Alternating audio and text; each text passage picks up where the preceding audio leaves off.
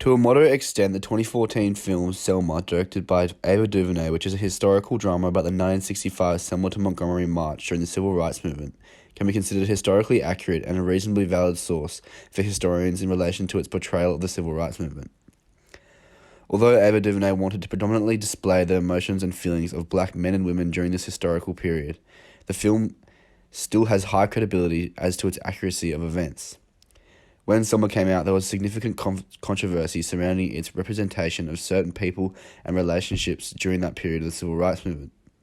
Whilst this may tarnish the film's historical accuracy, Ava DuVernay displayed great efforts to match archival footage from the time and accurately portray the ideology behind the movement as well as the brutality from policemen and Ku Klux Klan members from the time. In order to thoroughly evaluate the historical accuracy, there must be a clear comparison to the inaccuracies and accuracies. The film has been considered by critics both significantly historically accurate and off the mark, giving it the judgment of a moderately valid historical source in relation to the Civil Rights Movement. As a film, Selma came to be considered moderately historically accurate through its portrayal of President Lyndon B. Johnson's relationship with Martin Luther King Jr.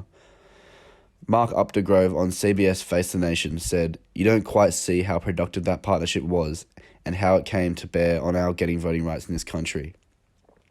Although the film indicates similar meetings between MLK and LBJ about the Civil Rights Movement, it does not accurately highlight the problems and stress Johnson was undergoing during this period in the time, including the ongoing war in Vietnam.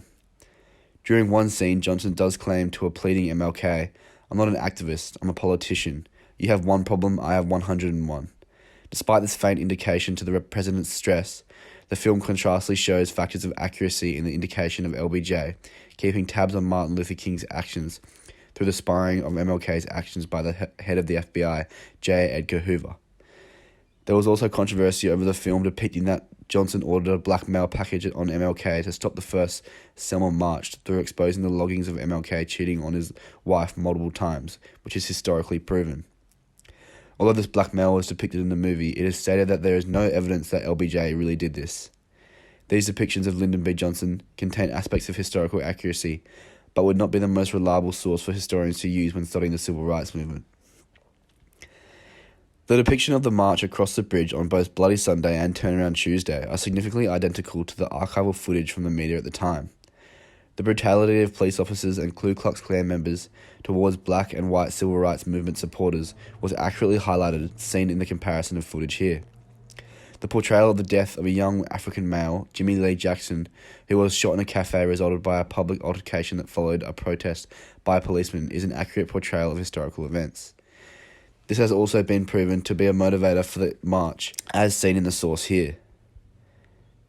It is also known and indicated in Selma that prior to MLK and his civil rights leaders arriving at Selma, there was a group of high school students responsible for the creation of a Student Nonviolent Coordination Committee, also known as SNCC, in the Dallas County Voters League. They had launched a campaign in Selma to get black voters registered in 1963 and were approached by MLK to march together. This accurate depiction of police brutality and motivation for the march contributes to the ability for historians to use as a valid historical source in relation to the Civil Rights Movement. Despite MLK regularly being in the film and our viewpoint being with King for a majority of it, director Ava DuVernay claimed, "I wasn't focusing on the whole historian part with MLK and his mindset. I wanted to show the Selma event as a whole and represent every black man and woman that was involved."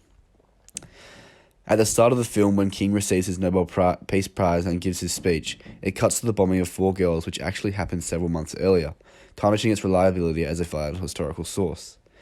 Further, it was made clear that the film writer Paul Webb was not allowed to receive rights to MLK's speeches and therefore had to succinctly rewrite his words that were said for the film instead.